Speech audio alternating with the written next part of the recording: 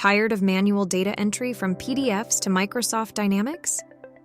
In this video, I'll show you how to automate updates of purchase orders in Microsoft Dynamics from order confirmations received over email, saving you time and preventing errors.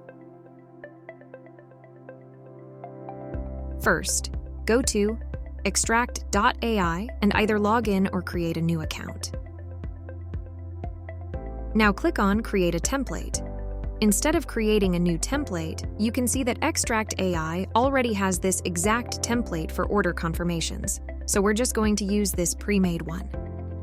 You can customize the template by adding or removing fields to suit your specific requirements.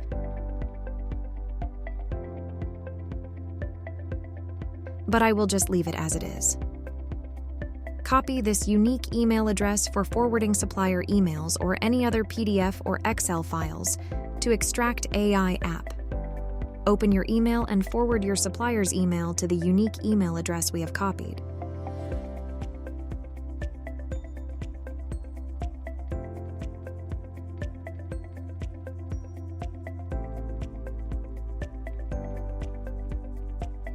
Now ask your colleagues from IT department to simply integrate extrakt.AI with Microsoft Dynamics. Click the link in the comments to start now.